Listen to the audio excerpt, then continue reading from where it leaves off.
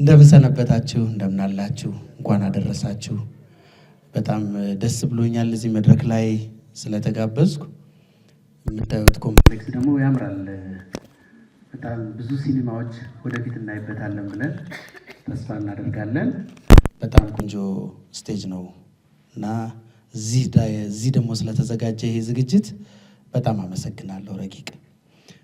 በቅድሚያ ክቡር እሙር ደራሲ አያልነህ ሙላትን እዚህ ስላየኋቸው ስለተገኙም በጣም ደስ እንዳለኝ መንገር እፈልጋለሁ። እምርት ደራሲት የሴቶች ሁሉ እንዲሁም የነረቂቅ ሁሉ አስከታይ እነሱ ሁሉ እንዲጽፉ ትልቅ ፈለግ በመፍጠር ደግሞ ደራሲት ፀሐይን እጅግ አድርጋችሁ እንድታመሰግኑልኝ እዚህ ስለተገኙ የነሱ ብርሃንነት የነሱ አይከንነት ምን እንደሚፈጥር እነሱ አያውቁትም። በየአዳራሹ ስንት ሰው ኢንስፓየር አድርገው እንደሚወጡ ምናልባት ላያውቁት ይችላሉ። ግን እነሱ የተገኙባቸው መድረኮች ላይ ሁሉ በተለይ ጋሻ እያልነህን አሁን ሰሞኑን እያየሁት ነበር። አንድ ኢንዲጂኒየስ ኖሌጅ ላይ የሰጠውን ገለጻ እያየሁ ነበር። በጣም በጣም በጣም የሄድንበትን መንገድ በሙሉ እንደገና ኩዌስችን የሚያስደርግ የሚያጸጽትም ጭምር ንግግር ነው እና በጣም ስላየው አመሰግናለሁ ጋሼ። ሁላችሁንም አመሰግናለሁ። ዛሬ የተገናኘንበትም ሀሳብ የዚሁ ሀሳብ ቅጥያ ስለሆነ ነው በጣም እያነሳሁት ያለሁት። ቆንጆ መጽሐፍ ነው የተጻፈው። እንደ ቴክስትም ያገለግላል ብዬ የማምነው መጽሐፍ ነው። የአማርኛው ትርጉም ደግሞ ሲደርሰን በእርግጠኝነት ተማሪዎች በፔሪድ ያልተገደበ ከጥንት ጥንት እስከ አሁን ሞደርን ታይም ድረስ ሰፊ ሬንጅ ያለው መጽሐፍ ነው ለማየት የቻልኩት። አለፍ አለፍ እያልኩ ነው ገና ያነበብኩት፣ ምክንያቱም ከትናንት ወዲያ ነው መጽሐፉን ያገኘሁትና በጥልቀት እያንዳንዷን ምዕራፍ ሀሳብ ለመስጠት በጣም ይቸግረኛል። ግን የአንድን ሰው ጤንነት ለማወቅ ሐኪሞቹ ትንሽ ሲሲ ደም ነው የሚወስዱት። ከዛ በሷው ደም ሙሉ ካራክተሩን መናገር ይችላሉ እና የመጽሐፏ ትንሿ ክሬም ትበቃለች ስለ ሆሊስቲክ መጽሐፉ ይዘት ለመናገር እና ራሷ ረቂቅ እንዳለችው ነው ረዘም ያለ ጊዜ የፈጀ ከብዙ ኮንቨርሴሽን በኋላ ምናልባትም ደግሞ በምዕራቡ ዓለም ከመኖር ብዙ ክርክሮች በኋላ የኢትዮጵያ ጉዳይ ኔግሌክትድ መሆኑ ወይም የተገለለ የትልቅነቷን ያክል ከ10 ስልጡን አገራት አንዷ መሆኗ ተዘንግቶ በዓለም ላይ እንዲሁ መናኛ ትዝታ ውስጥ ወይም ደግሞ አሁን ባለንበት ያው ስትማሩም ውጭ ሀገር የተማራችሁ በተለይ እንዲህ አይነት ቻሌንጅ ይገጥማቸዋል እና የኢትዮጵያ ማንነት እኛ የምናውቀው ወይም እኛ ዓለም ያውቀዋል ብለን የምንገምተው አይደለም። በዛ ቁጭት የተዘጋጀ ትውልድ ቢያውቀው እንደገና ኢንጆይ ቢያደርገው ተብሎ የተጻፈ እንደሆነ እገምታለሁ። ትናንትናም እንዲሁ ተመሳሳይ መድረክ ላይ ነበር። እኔና ጥበቡ በተለይ ዝክረ ፊደል የሚል በጣም ግሩም ፕሮግራም ነበር ትናንት። በፊደላችን ምክንያት ኢትዮጵያን ነበር መልሰን ለማየት ወደኋላ እየሄድን የነበረው እና ፊደላችን እንደ ሌሎቹ አልፋቤት ሳይሆን ሲለቢክ የሆነ ሙሉ ካራክተር፣ ውበት፣ ድምፅን ከምሰላ ጋር አንድ ላይ ሪፕሬዘንቴሽን ያለው ፒክቶሪካል እንደሆነ እያስረዱን ነበር።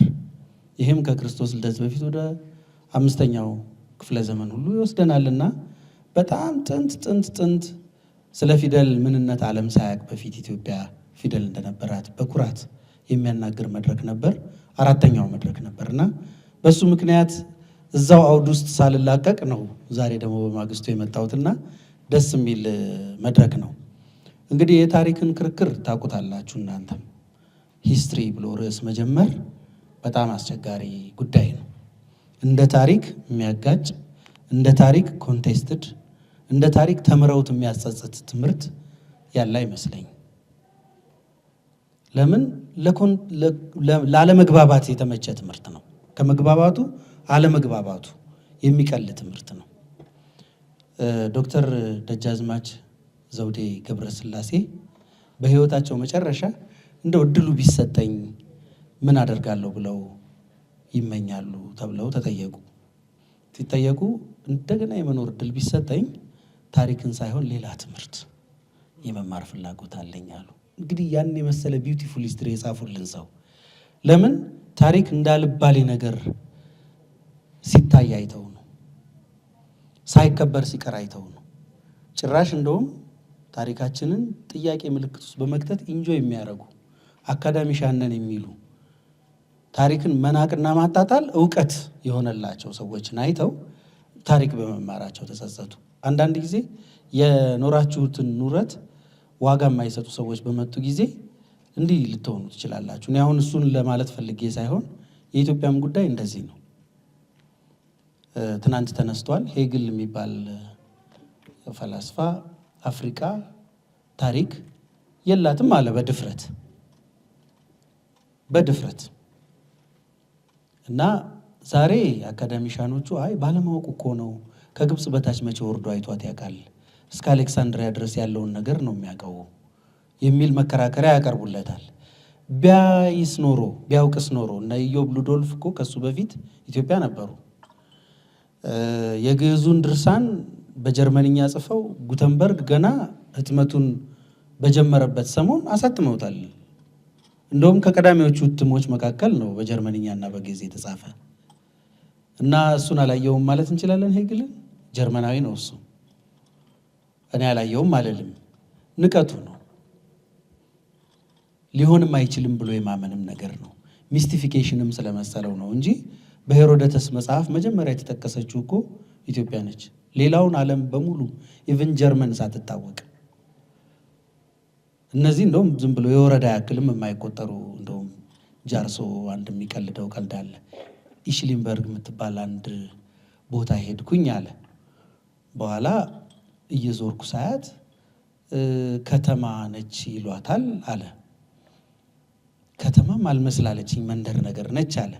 በኋላ ትንሽ ቆይቼ ስጠይቅ አይ ኧረ ራስ ገዝ ነች አሉኝ አለ። በጣም ትንሽ ነች። አይ እኔ እንግዲህ እንደማያት ከሆነ በገዛ ባንዲራዋ ቢጠቀልሏት እሷን ጠቅልሎ ባንዲራው ይተርፋል አልኳቸው አለ። ማለት ትንሽ ነች በጣም ግን እንዴት አገር ግዛት አድርገው እንዴት ስንት ሚቶሎጂ እንደሰሩላት ከዛ የወጡ ሰዎች እንዴት እንደሚተረክላቸው ታሪኩ እየተናገረ በጣም ግዙፍ አድርገው ይሰሯታል። እና እንዴት ናሬሽን አንድን ትንሽ ቦታ ግዙፍ እንደሚያደርገው ደግሞ ትልቅ ሕዝብ ራሱን ናሬት ባለማድረጉ ወይም ባለማክበሩ ምክንያት ትንሽ ሆኖ እንደሚታይም በአንጻሩ ሊነግረን ነው ጃርሶ ይሄን የጻፈው። ጃርሶ ሞት ባይኖር ኪሩቤልን የምታውቁት ስለሚመስለኝ ነው። የምናብ ብቻ ጸሐፊ ሳይሆን አንዳንዴ ትዝብቶቹ በጣም ይገርማሉ። በተለይ በዚህ በሳቢያን ሂስትሪ ውስጥ ያለውን ሁኔታ በጣም የተመራመረ ሰው ነው እና ሄግል ያለማወቅ ንግግር ተደርጎ ናይቭ ላይ ይወሰዳል፣ ግን አይመስለኝም። በጣም የረቀቀ እንትን ነው። ከዛ ወዲህ የተደረጉትን በሚስዮን ትምህርት ቤቶች ወይም በሚስዮናዊ እንቅስቃሴዎች ውስጥ የተደረጉትን የታሪክ ጥርጣሬዎችን ልብ ብላችኋቸው ከዘመናዊ ትምህርት በኋላ የመጣብንን ታሪካችንን የመጠራጠሩን ሁኔታ ልብ ብላችሁ ይዩት። የድርሳንና የሚስቲፊኬሽን ብቻ ነው እንጂ እውነተኛው ትሩ ሂስትሪ አይደለም ብለው ይነግሩናል። ግን በሚገርማችሁ ሁኔታ እነሱ ሚስቲፊኬሽን የሚመስለውን ታሪክ ዛሬም አልተውትም። ለምሳሌ ሚቶሎጂ የሚባለውን ትምህርት ስራዬ ብለን እንማር የለ እንዴ? ለምን አልጠየቅንም? ስለ አማልክቱ እንደዛ ሲያስተምሩን የዓለምን እውቀት ተከፋፍለው ይዘውታል። አማልክቱ ተብሎ አፖሎ የሪዝን አምላክ ነው፣ አርቴምስ የዋር አምላክ ነው። በሱ ስር ደግሞ 9 ልጃገረድ አሉ፣ እነሱ ደግሞ የአርት አማልክት ናቸው። ምናምን እየተባልን ስንማር ደስ ብሎን እኮ ነው የተማርነው። እንደ አንድ ድራማ ነው እንደውም የወሰድናቸው። እንደው እንግዲያውስ ሚስቲፊኬሽን ካልን ይሄ ነው ሚስቲፊኬሽን። እሱን እንደ ኖሌጅ እንወስደዋለን፣ እንደውም እንደ እውቀት መተንተኛ አሃድ እንወስደዋለን። የእኛን ደግሞ ሲሆን እንትን እንለዋለን። እኔ አሁን እዚህ በፈረንጆቹ እውቀት ላይ ኩርፊያና ቂምና ያዝ እያልኩ አይደለም። በዚህ በኩል እኔ የጓለ ገብረ ዮሐንስን ሀሳብ ነው የምደግፈው። በተዋህዶ ከበረ የዌስተርኑ መንፈስ ብቻውን ሲሆን ይቀጭጫል ይላሉ። ከሌላ መንፈስ ጋር መዋሃድ መቻል አለበት ይሉና ያሬዳዊውን የኢትዮጵያ እውቀት በአጠቃላይ የኢትዮጵያን አዋቂዎች በሙሉ ሰብስበው በያሬድ ሰልፍ ውስጥ ያሰልፏቸዋል እሳቸው። የአውሮፓውን ደግሞ በሙሉ በፋውስት ሰልፍ ውስጥ ያሰልፏቸውና ፊውዥን ኦፍ ሆራይዘን የሚል ቃል ይጠቅሳሉ። የአድማሳት ውህደት፣ ሁለቱን አድማሳት የማገናኘት ይሉና የቅዱስ ጳውሎስን አንድ ሀሳብ ያመጣሉ። የማያፈራው ወይን ከሚያፈራው ወይን ጋር እንደዚህ ተጣብቆ ይታሰራል። ያኛው ግንድ ነው፣ ስር ነው፣ ውሃውን ይዟል። ይሄኛው ደግሞ ማፍራት የሚባለውን ኮንሰፕት ይዟል። ሁለቱ የሚያፈራ ፍሬ ያፈራሉ። በዓለም ሁሌ የማነስ ነገር ሲመጣ የሰው ልጅ እውቀት መንፈስ የትም ቦታ ያው ነው፣ እሱን አምጥቶ ማዋሃድ ጠቃሚ ነው የሚል ሀሳብ አላቸው። ሌሎች ከሳቸው በኋላ የመጡ ምሁራን ደግሞ ለምን ኮኤግዚስት እንዲያደርግ ለምን አንፈቅድለትም? በተአቅቦ ሁለቱም በየተአቅቧቸው ሆነው ግን እኛ ሚዛን ሰጪና ሲንተሲስ ሰሪ ለምን አንሆንም? አስተጻምሮ ለምን አንሰራም? የሚሉ ደግሞ ምሁራን መጥተዋል። ለማንኛውም ምን ያሁን ልላችሁ ሞክረው ነገር ወደሱ ከሄድን በጣም ሰፊ ኮንቨርሴሽን ነው። ግን የኢትዮጵያን ታሪክ የኢትዮጵያን እውነታ ከጥንት ጀምሮ በፔሪድ ሳንገደብ የማወቅ ሁኔታ ሊኖረን ይገባል። አካዳሚያው በአርግና አታርግ በሜተድ አጥር ውስጥ ሆኖ ብዙ የሚከለክለን ነገሮች አሉ። እንድንጠረጥር አንሰርተንቲ የእውቀት መጀመሪያ ሆኖ ይመጣል። እንደውም እዛ አይደለም ሰር በርትራንድ ረስል የሚባለው ፊሎሶፍ it's an old fact that subjective certainty is inversely proportional to objective reality ነው የሚለው አይደለ? የምናውቀው የሚመስለን ነገር ወደ እውነታው አምጥተን ስናየው የእውነታው ተቃርኖ ብቻ ሳይሆን ግልብጥ ተቃራኒ ነው። ስለዚህ ጠርጥር ይላል። ያረጋኸኝን ዘፈን ነው የሚጠቅሰው። ጠርጥር እና እንድንጠረጥር ነው። አካዳሚያው ይሄንን ነው የሚያስተምረን።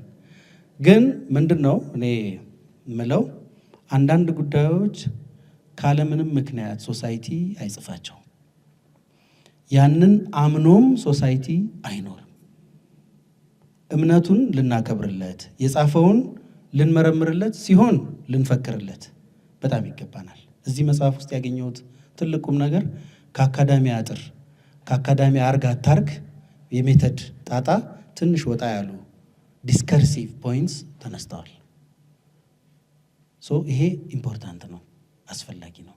የዚህ ድፍረት ያስፈልገናል። ምናልባት ፕሮፌሰር ስርግው አብለስላሴ ወይም ፕሮፌሰር ታደሰ ታምራት እነዚህ የኢንሸንቱና የሜዲቫል ታይሙን ተከፋፍለው የጻፉ ምሁራን ናቸው። በጣም በጣም ፋውንዴሽናል ስራ ነው የሰሩልን። እጅግ አድርገን ነው የምናመሰግናቸው።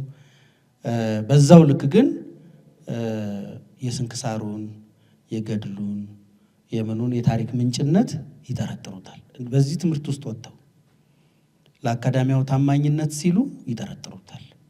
ባንጠቅሰውስ ብለው ይሸሹታል። እኔ እሱን ደፈር ያለ ጽሁፍ አይቻለሁ።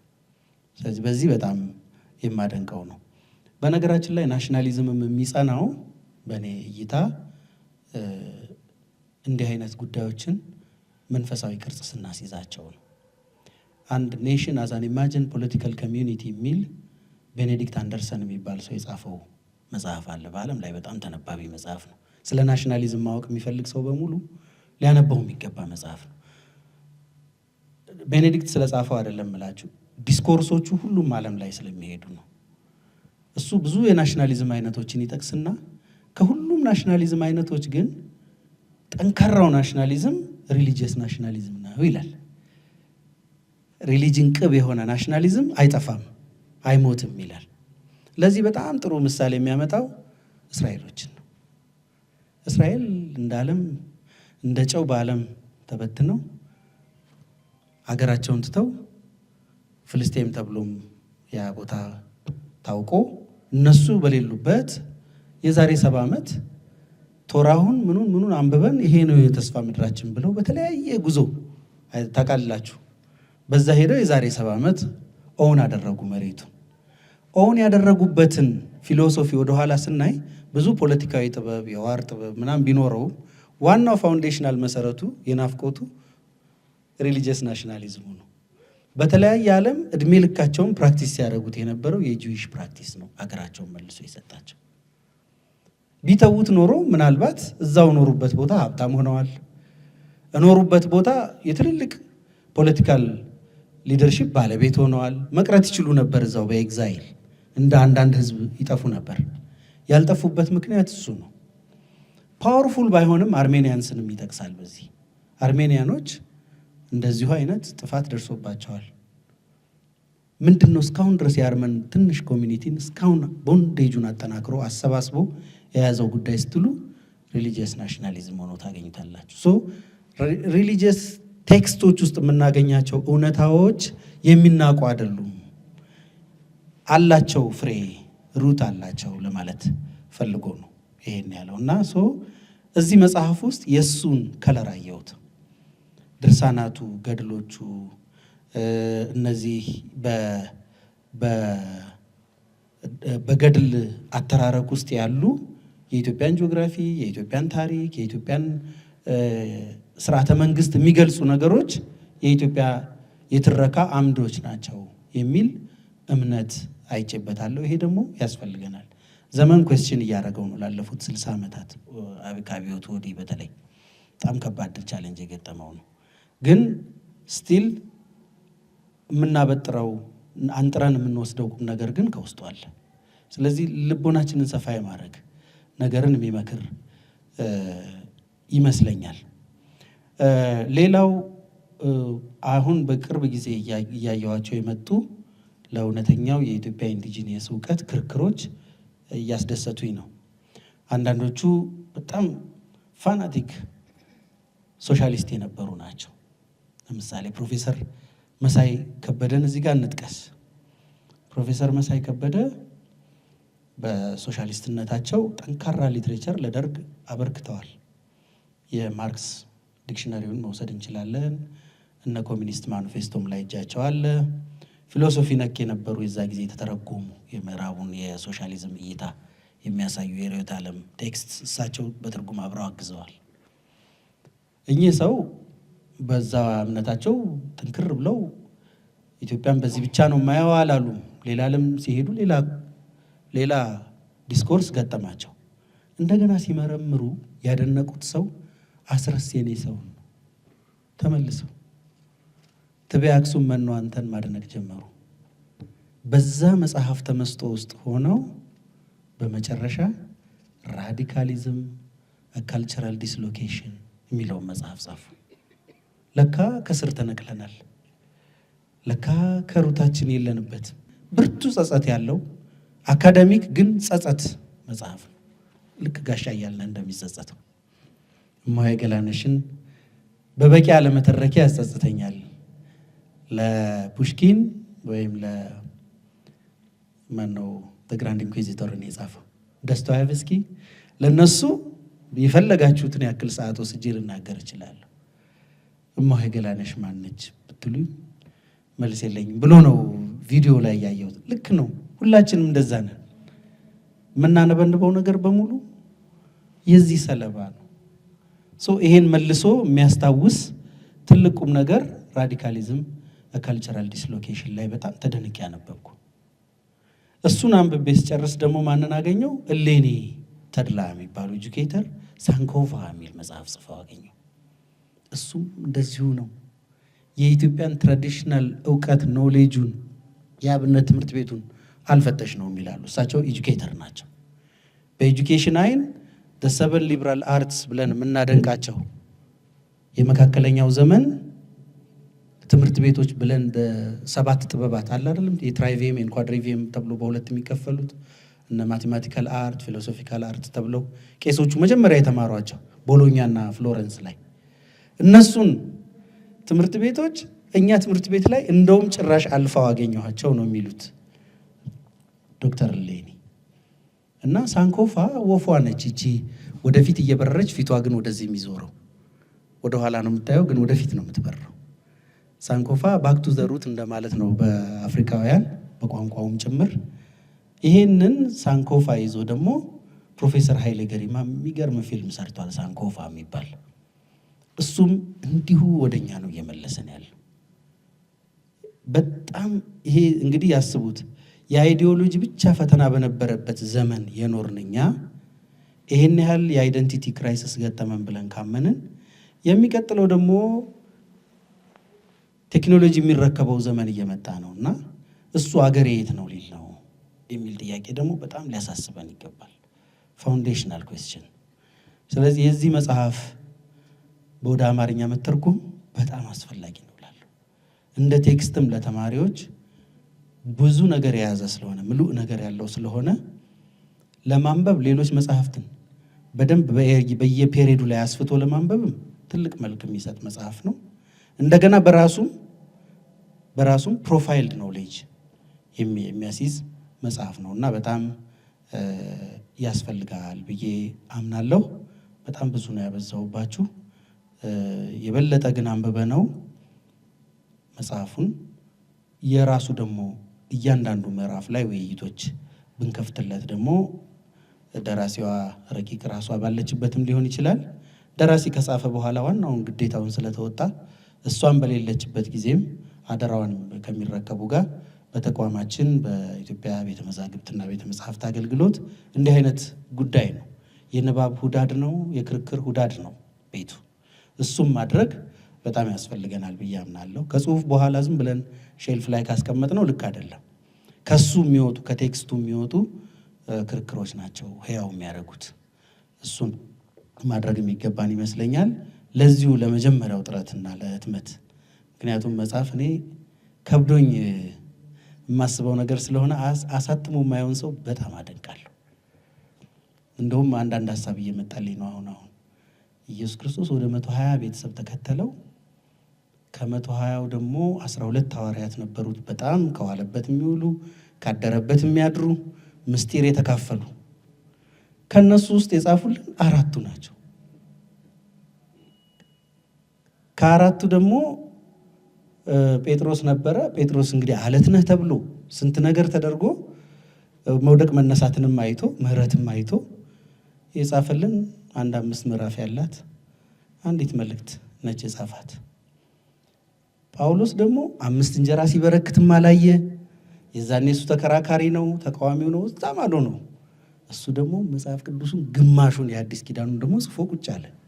ስለዚህ መጽሐፍ በጣም በጣም መመረጥ የሚፈልግ ነገር ነውና የጻፉ ሰዎች ሁሉ አደንቃለሁ።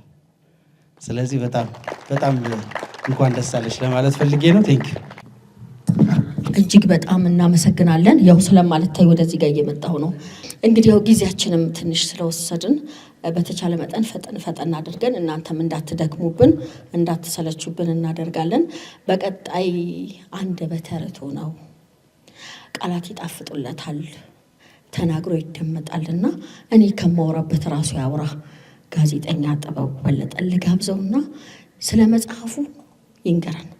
አንዳንድ ጊዜያት አሉ። ምን አለ በዚሁ ቢያልቅ ይህ መርሃ ግብር። ረቂቅ ተናገረች፣ ሰርጸ ቀጠለ። በጣም ውብ ነበሩ ያቀረቧቸው እና ከነዚህ ንግግሮች በኋላ መናገር በራሱ በጣም ከባድ ሆኖብኝ ነው እዛ ቁጭ ብዬ አሁን ምንድን ነው የምንነጋገረው እያልኩ ነበረ። ለማንኛውም መጽሐፉ ግን አይደለም አሁን ብቻ ገና በትውልድ ውስጥ ብዙ የምንነጋገርበት ነው። በጽሁፍ አቃተኝና ዝም ብዬ ጻፍኩኝ። የሚሰማኝን ስሜት ዝም ብዬ ማታ ላይ ጻፍኩት። ስለዚህ መጽሐፍ ዝም ብዬ ከምናገር ብዬ እና እሱም ባነበው ይቀለኛል። ይህ የኢትዮጵያ ውብ ታሪክ መጽሐፍ እጄ ከመግባቱ በፊት ከደራሲዋ ረቂቅ ደስታ ጋር በስልክ አውግተን ነበር። እርሷ ከሀገረ እንግሊዝ፣ እኔ ደግሞ ከኢትዮጵያ። ከትውውቃችን በኋላ ስላዘጋጀችው መጽሐፍና ስለ ይዘቱ አወራችኝ። የኢትዮጵያ ውብ ታሪክ በውብ ያተራረክ ተሰጥኦ ፍጹም በኢትዮጵያ ፍቅር ተወልዶ እንዳደገ የሚያስታውቅበት ለዛ ባለው አንደበት አወጋችኝ። መጽሐፏ ሳይደርሰኝ አጠቃላይ ይዘቱ ነው እያለች ያወጋችኝ ታሪክ ከምኒልክ አደባባይ ተነስቼ አያት እቤቴ እስከምደርስ ድረስ ያዳመጥኳት ታሪካዊ ንግግሯ ሁሌም የማይጠፋኝ የኢትዮጵያ ውብ የታሪክ ወግ ሆኖ ይቀመጣል። አንዳንድ ሰዎች አሉ ሲያወሩ ምን ነው ባላቋረጡ የሚያሰኙ። ደራሲዋ ረቂቅ እንደ ስሟ ረቂቅ ሆነችብኝ። ወደ ሀገሯ ኢትዮጵያ ከመጣች በኋላም በቢሮ የተገናኝተን አርበ ሰፊ የሆነውን ሂስትሪ ኦፍ ቢዩቲፉል ኢትዮጵያ የኢትዮጵያ ውብ ታሪክን አበረከተችልኝ። የዚያን ቀን ከታላቁ ጸሐፊ ተውኔት ከደራሲው ከተርጓሚው ከመራሄ ተውኔቱ ከጋሻ አየልነ ሙላትም ጋር የተገናኘንበት ዕለት ነበር። ከዚህ በላይ ምን ደስታ አለ?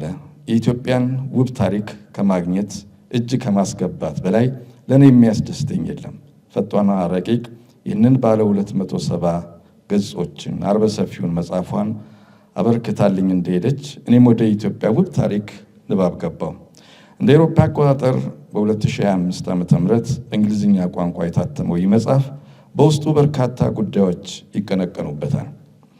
በአበው ኢትዮጵያውያን ከልጅነት ጀምሮ በአፈ ታሪክ የምትነገረን ኢትዮጵያ፣ ከፍ እያልን ስንመጣ ደግሞ በቤተ ክርስቲያን ቀሳውስት ሀገረ እግዚአብሔር ሀገረ ማርያም እየተባለች የምትተረክልን ኢትዮጵያ፣ ሀሁ መቁጠር ስንጀምር የራሷ ፊደል ያላት፣ የራሷ ቁጥር፣ የራሷ የቀን መቁጠሪያ፣ ባህር ሐሳብ ያላት ወዘተተርፈ እየተባለ ማንበብ ጀመር። ኢትዮጵያዊነት የሚቀነቀንባቸውን መጽሐፍትና ድርሰቶችን ስናነብ ይህች ታሪካዊት ሀገር ኢትዮጵያ ገና የማናውቃት ረቂቅ መሆኗን ተገነዘብን። ኢትዮጵያን ባነበብናት ቁጥር በጣም ትልቅ ሀገር ናት። ለምሳሌ ብቻ ብንወስድ የኢትዮጵያ ኦርቶዶክስ ተዋሕዶ ቤተክርስቲያን እምነት ውስጥ ማደግ በራሱ የሚፈጥረው ኢትዮጵያዊነት አለ። ሃይማኖቱ ከኢትዮጵያዊነት ጋር ተሰፋፍቶ የተገጣጠመ ነው። ዘወትር ጸሎት ሲካሄድ በየአድባራቱ፣ በየገዳማቱ፣ በየቤተ ክርስቲያናቱ የኢትዮጵያ ስም ይጠራል። ፈጣሪ ኢትዮጵያን እንዲጠብቅ እንዲዳብሳት ቀሳውስቱ የዘውትር ጸሎታቸው ነው። የቤተ ክርስቲያኒቱ አምድ የሆነው ቅዱስ ያሬድም ያ ሁሉ የእውቀት ምጥቀት የሚራቀቅበት በኢትዮጵያዊነት ነው። ኢትዮጵያዊነት እንዲህ በመንፈሳዊነቱ ቢረቅም እንደገና በተግባራዊ የገሃድ ዓለም ውስጥ ደግሞ ሌላ ይዘትና ቅርጽ አለው። ኢትዮጵያዊነት ማለት ነፃነት ማለት ነው። ኢትዮጵያዊነት ያለመደፈር፣ ያለመገዛት፣ ያለመንበርከክ ትልቅ ማንነት ነው። ዓለም ሁሉ በቅኝ ግዛት ስር ወድቆ መከራ በሚያይበት በጨለማው ዘመን የነፃነት ብርሃን የምታበራይቱ ብቸኛዋ የጥቁር ዓለም የኛይቱ ኢትዮጵያ ነበረች። እናም ኢትዮጵያ የተስፋይቱ ምድር ሆና አገልግላለች። በባርነት ውስጥ ሆነው መከራ ለሚያዩ ሁሉ ተስፋ ነበረች። እንደ ኢትዮጵያ እንሆናለን ይሉም ነበር። ኢትዮጵያ ለነፃነታቸው ተሟጋችም ነበረች። ኢትዮጵያዊነት በእነዚህና በሌሎች ጉዳዮች ከፍ ያለ ማንነት ነው። ይህን ማንነት በዚህ በእኛ ዘመን የዘመናችን ተወካይ ሆና የእኛ መስታወት ሆና ለዓለም የምታበራይቱ ጸሐፊት ሆና ደራሲት ረቂቅ ብቅ ብላልናለች። ሂስትሪ ኦፍ ቢዩቲፉል ኢትዮጵያ የኢትዮጵያ ውብ ታሪክ ብላ እኛን ኢትዮጵያውያን በከፍታ ቦታ ላይ አስቀምጣናለች። በዚህ በረቂቅ ደስታ መጽሐፍ ውስጥ በመንፈሳዊነት በእምነት ረገድ ወደ ኋላ ሄዶ በኦሪት ዘመን በነቢያቱ በመላእክቱ ዘንድ ሁሉ የምትቀነቀነዋን ኢትዮጵያን ታሳየናለች። ከዘፍጥረት ጀምራ ኢትዮጵያ እንዲህ ናት እያለች ውቢቷን ታሪክ ታወጋናለች። ከብሉይ ጀምራ እስከ ዘመናዊት ኢትዮጵያ ገናናይቱን ሀገሯን ትዳብሳታለች። እኛ እኮ እንዲህ ነን እያለችም ታሪክን ፈልፍላ እያመጣች ታሳየናለች። የደራሲት ረቂቅ መጽሐፍ እጅግ ተወዳጅ የሚያደርገው በርካታ ማስረጃ ማጣቀሻ እማኞችን ከተለያዩ ታሪካዊ መዛግብት ውስጥ በርብራ በማውጣት እና ማሳየት መቻሏ ነው። ወደ ኋላ ሄዳ ከ3000 ዘመናት በፊት የነበሩትን ታላላቆቹ የግሪክ ፈላስፎች፣ ደራሲያን፣ ባለቅኔዎች ስለ ኢትዮጵያ ምን እንዳሉ አፍታታ ታስነብበናለች። እነ ሆመር፣ እነ አርስቶትል፣ እነ ኤስኪለስ የመሳሰሉ እጅግ ጥንታዊ ሊቃውንት ኢትዮጵያን የተመለከቱ ገለጻዎቻቸውን ደራሲት ረቂቅ ለእኛ መልሳ የዛሬ 3000 ዓመት እንዲህ ተብለናል ትለናለች። ለምሳሌ ፈላስፋው አርስቶትል እንዲህ አለ። ኢትዮጵያን ደስተኛና ፍትህን፣ ርትዕን በእጅጉ የሚወዱ የሚያፈቅሩ ሕዝብ ናቸው ማለቱን ረቂቅ ደስታ የዛሬ 3000 ዓመት የተጻፈን ሰነድ ታስነብበናለች። ሌላው ግሪካዊ ጸሐፌ ተውኔት ሶፎክለስ ደግሞ እንዲህ ይላል። ኢትዮጵያውያን ከፍተኛ ስርዓት፣ ባህል ያላቸውና ታላቅ የቅኔና የሥነ ጽሑፍ አፍቃሪዎች ናቸው ማለቱንም ታስታውሰናለች። በነገራችን ላይ ይህ ሶፎክለስ የተሰኘው የአቴና ግሪክ ጥንታዊ ጸሐፌ ተውኔት ስራዎች በተለይም አንቲገን የተሰኘው ቲያትሩና ኤዲፐስ ዘ ኪንግ ወይም ኤዲፐስ ንጉሥ በአማርኛ ቋንቋ ተተርጉመው በኢትዮጵያ መድረክ ላይ ቀርበዋል። ረቂቅ በዚህ በርካታ ኢትዮጵያዊ ማንነቶችን በተላበሰው መጽሐፏ ውስጥ ይህች ያለችንን ሀገር ኢትዮጵያን ውብ ታሪኳን ለመተረክ የተንደረደረችበት ወይም የተነሳችበት የአጻጻፍ ቴክኒኳ ኢትዮጵያ ጥንታዊ ማንነት፣ ባህል፣ ታሪክ፣ ሃይማኖት ያላት ሀገር ናት በማለት ነው። በሃይማኖቱ ረገድ ከብሉይ ጀመረች። ከተደራጁ ታላላቅ ጸሐፊዎች ዘንድ ደግሞ ከ3000 ዓመታት በላይ ስለ ኢትዮጵያ ከተጻፉ ሰነዶች ተነሳች። እነዚህም አልበቃ ብለዋት የሰው ልጅ የአርኪኦሎጂ ወይም የሥነ ቁፋሮ የሳይንስ ምርምርና ጥናትንም መሰረት አድርጋ ኢትዮጵያ እንዲህ ናት አለችን። በ1966 ዓ.ም አሜሪካዊ ፕሮፌሰር ጆሃንሰን በእሳቸው የሚመራው የአርኪኦሎጂስቶች ቡድን በአፋር ምድር ሀዳር በሰው ልጆች ታሪክ ውስጥ ትልቅ ግኝት ይፋ አደረጉ።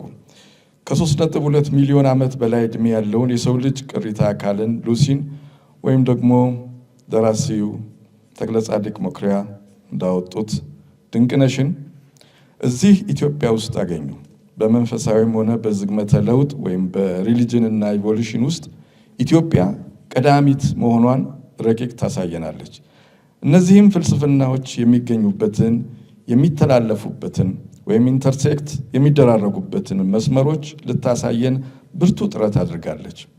እንግዲህ እዚህ ላይ አንድ ነገርን በዋናነት ማንሳት አለብን። ይህ መጽሐፍ በእንግሊዝኛ ቋንቋ ነው የተጻፈው።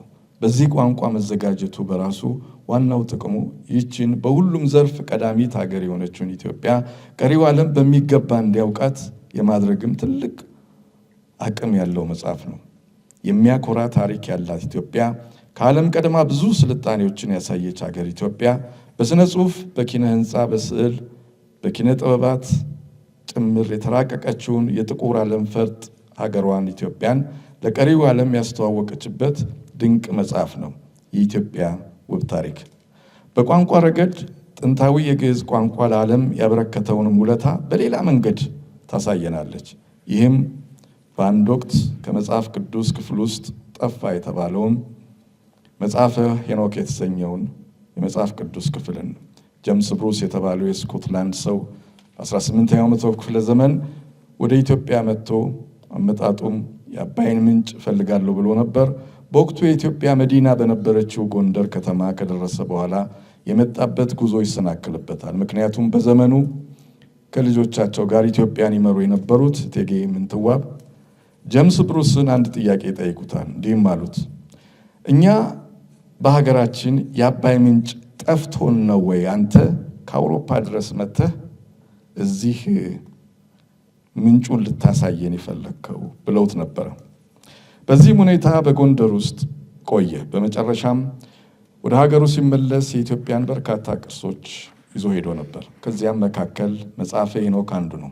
መጽሐፈ ሄኖክ በግዕዝ ቋንቋ ተጽፎ የተገኘና በኋላም በመጽሐፍ ቅዱስ ውስጥ እንዲሟላ የተደረገ ነው። እናም ኢትዮጵያዊው ግዕዝ ለዓለም የክርስትና ሃይማኖት ያበረከተው ውለታ ግዙፍ ነው። እዚህ ላይ እሷ የምትኖርበት እንግሊዝ ወይም ለንደን ብሪቲሽ ሚውዚየም ውስጥ እንግዲህ አፄ ቴዎድሮስ 1860 መቅደላ ላይ ሲሰዉ ምን ያህል ቅርሶች ከመቅደላ ወደ ብሪቲሽ እንደሄዱ ታሪክ መዝግቦት ይገኛል። እና እንደውም የፋይናንሻል ታይምስ ራሱ የእንግሊዝ ጋዜጣ በአንድ ወቅት ሲዘግብ ብሪቲሽ ሚውዚየም ውስጥ ያሉት የኢትዮጵያ ብራናዎች በገንዘብ ቢለኩ 2 ቢሊዮን ፓውንድ ያወጣሉ ብሏል። ይሄ ከ25 ዓመታት በፊት የተጻፈ ነው።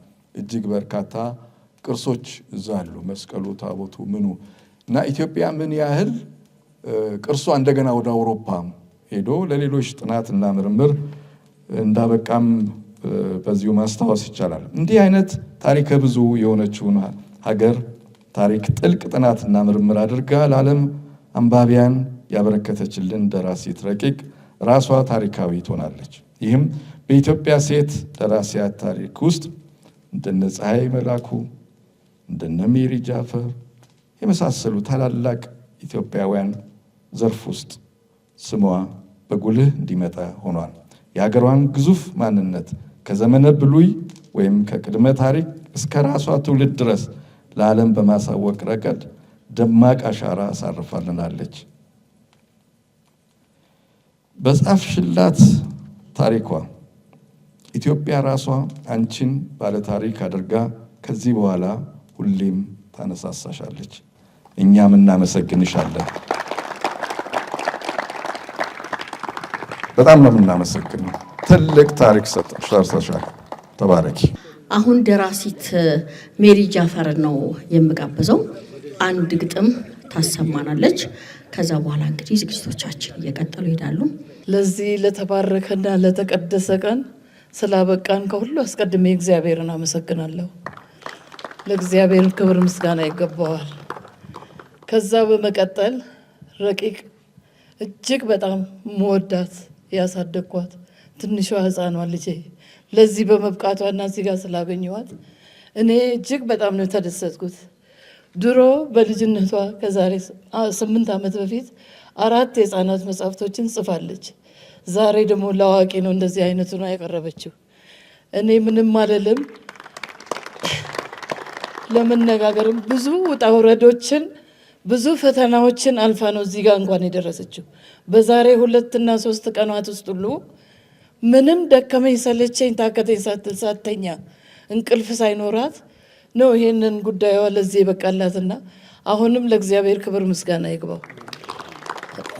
ቀጥዬ እንግዲህ ትንሽ ናት ለማለት የፈለኩት የሀገርሽን ባህል ከልብሽ አኑረሽ የአውሮፓ ምድር ቀኙን ግራ ቃኝተሽ በሀሳብ ስትናውጪ ሁሌ እንቅልፋተሽ እኔም ለሀገሬ ብለሽ ስንቅ ሰነቅሽ።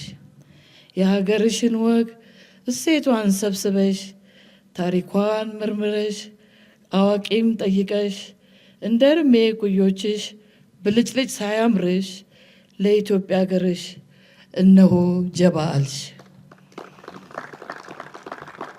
በደስታ ተወልደሽ በወርቅ የተለበጥሽ የጥበቡ አባትሽ መንግስቱ ያነጸሽ ዶክተሯ እህትሽ የቆመች ከጎንሽ ከመልካም ዘር በቅለሽ መልካም ዘር የዘራሽ ጌታ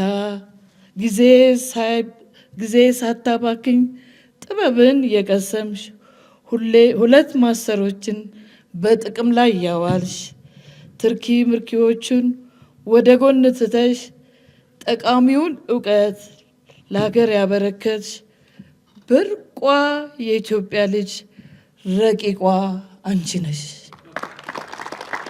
በጣም አመሰግናለሁ። ረቂቅ ደስታ፣ እግዚአብሔር እንኳን ለዚህ ያበቃሽ። መላው የረቂቅ ቤተሰቦች እንኳን ደስ አላችሁ። ኢትዮጵያ ሀገራችን በክብር ተጠብቃና ኮርታ ሰላሟ ተጠብቆላት ለዘላለም ትኑር። ያው ዘግይተን ስለጀመርን ትንሽ ጣደፍ እያደረግነው ነውና በቀጣይ የቅድመ አንባቢያን ዳሰሳ በአቶ አያሌው እንዲሁም በተከታዩ የቅድመ አንባቢያን ዳሰሳ በአቶ ደመላሽ አማረ በተከታታይ የምናቀርብ ሲሆን ያው ጊዜያችን ትንሽ ረፈድ ስላለችብን 8 ደቂቃ ብታደርጉልን ከልብ አመሰግናለሁ። እንዴት አመሻችሁ። ስለ ወይዘሮ ረቂቅ ቢዩቲፉል ኢትዮጵያ መጽሐፍ የተሰጠ የግል ምስክርነት። ከሁሉ አስቀድሜ ይህን ታላቅ መጽሐፍ በተመለከተ አስተያየቴን እንድሰጥ እድል በማግኘቴ የተሰማኝን ደስታ መግለጽ እወዳለሁ።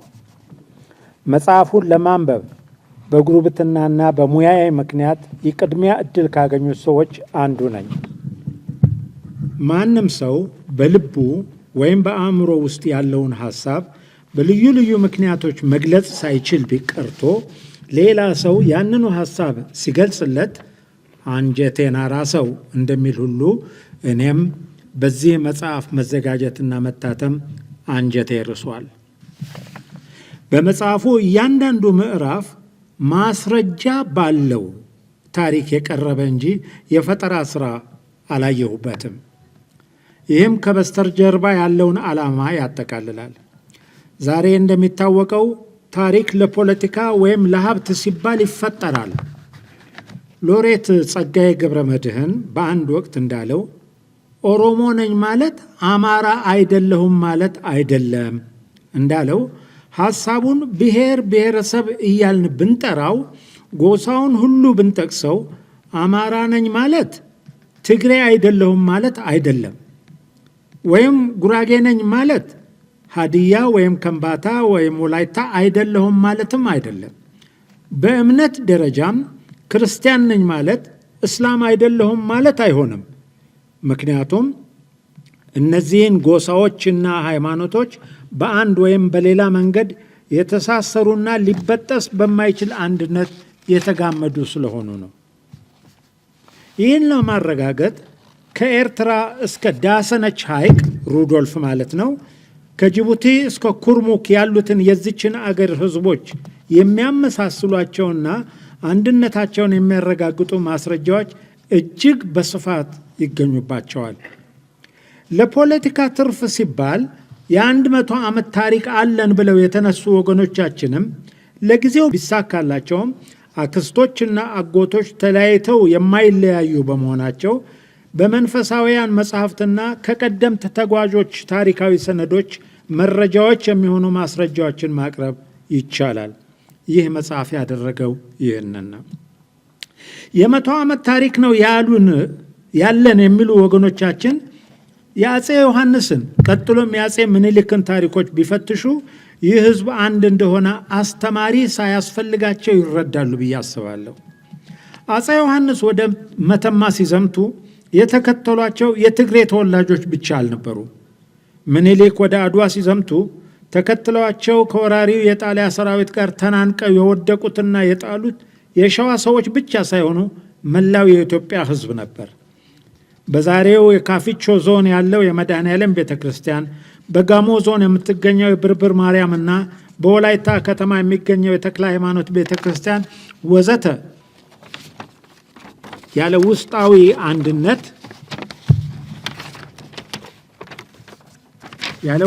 አንድነት አንዱ መስፍን በሌላው መስፍን ግዛት አይገባም ነበር። እውነታው እኔ እስከሚገባኝ ድረስ የኢትዮጵያ ህዝብ አንድ ነው።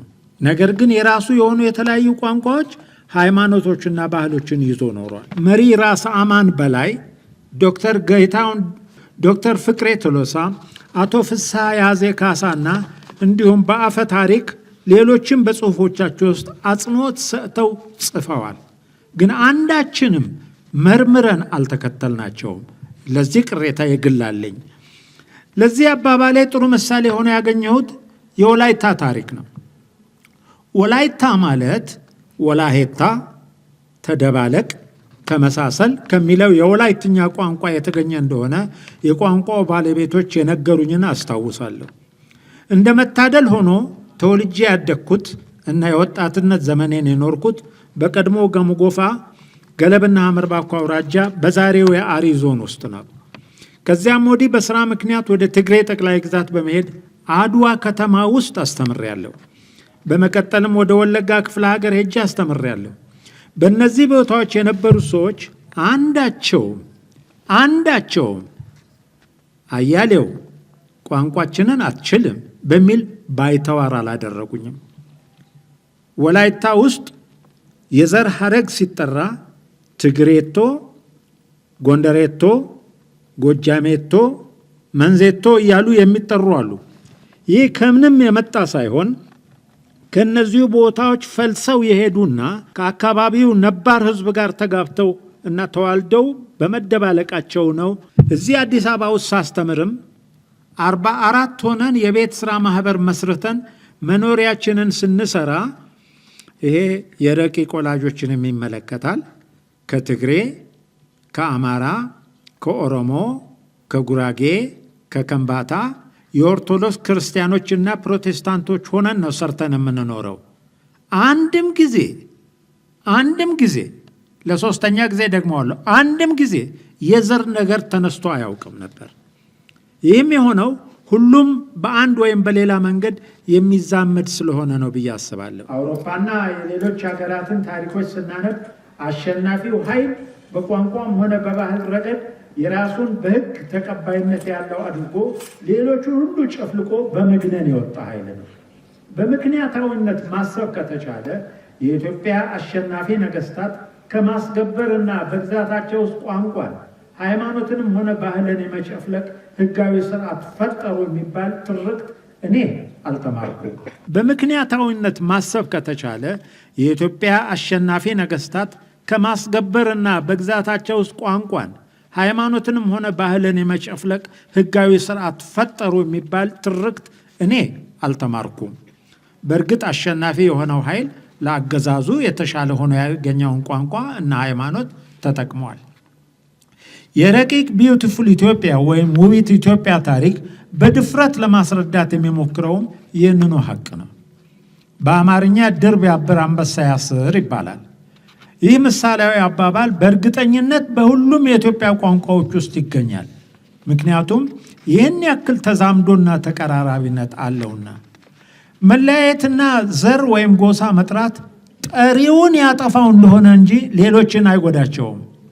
እርግጥ ነው ለአጭር ጊዜ በሀብትም በስልጣንም ላይ ያገለግል ይሆናል። የሂትለርን አነሳስና አወዳደቅ እንዲሁም የሙሶሎኒን አነሳስና አወዳደቅ ከበቂ በላይ የሚሆኑ ትምህርቶች ናቸው። በዛሬው ዘመን የሂትለርም ሆነ የሙሶሎኒ ስሞችን ለልጆቻቸው የሚያወጡ አገሮችና ህዝቦች የሉም። ስሞቹ ከድርጊቶቻቸው ጋር ባህሪያዊ ግንኙነት ባይኖራቸውም ስሜትን ስለሚረብሹ አይመረጡም። የዘር ጥሪ ይህን ያክል የሚጠላ ነው።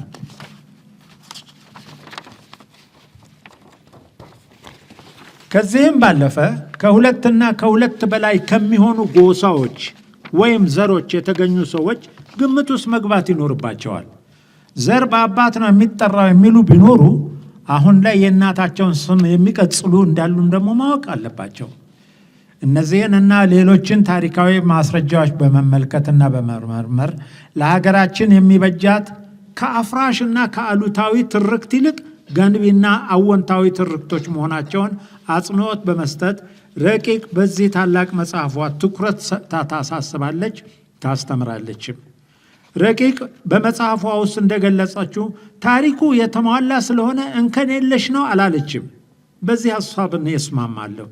እንኳንስ የ5,000 እና የ6,000 ዓመት ታሪክ ያክል ከ80 በላይ ብሔርና ብሔረሰብ ቀርቶ የአንድ ቤተሰብም ታሪክ እንኳን ቢሆን እንደየተመልካቹና እንደየጸሐፊው የጎደለ ያልተስተካከለ ጉዳይ ሊገኝበት ስለሚችል ይህን ግምት ውስጥ ማስገባት ጥሩ ነው። በበኩሌ መጽሐፉ ለታሪክ አፍቃሪዎች እና ተመራማሪዎች ተጨማሪ የምርምር መነሻ ሆኖ ሊያገለግል እንደሚችል ግን አልጠራጠርም። የረቂቅ መጽሐፍ ይህንን ሁኔታ በማስረጃ የሚያቀርብ ስለሆነ ነው የወደድኩትና አንጀት አርስ ነው የምለው። እውነቱን ተናግሮ መሸበት ማደር ይባላል። ፖለቲከኞችና ከፋፋዮች ከዘር ጥሪ ሊወጡ ይገባቸዋል። በ21ኛው ክፍለ ዘመን አውሮፓ ከ30 የማያንሱ አገሮችን በህብረት ሲያቆራኝ የኛዎቹ ፖለቲከኞች መለያየትን ሲሰብኩ መስማት ያሳዝናል ብቻም ሳይሆን ያሳፍራልም። በመጽሐፍ ውስጥ የተጠቀሱትን አንጀት አርስ ታሪኮች አንብባችሁ እንድታብላሉት ለእናንተው እተወዋለሁ። እያንዳንዱ ርዕስ በተመለከተ ልናገር ብዬ ብል መጽሐፉ በእጃችሁ እንዳይገባ እያደረግኩ ይሆናል ብዬ ነው ይህንም አልፈው። በተቻላችሁ መጠን ረቂቅ የጠቀሰቻቸውን ዋቤ መጽሐፍትን በአንክሮ ብታገላብጡና ብታነቡ የበለጠ ሰፋ ያለ ግንዛቤ ታገኛላችሁ ብዬ አምናለሁ። ለሁላችሁም መልካም ንባብን እመኝላችኋለሁ። አመሰግናለሁ።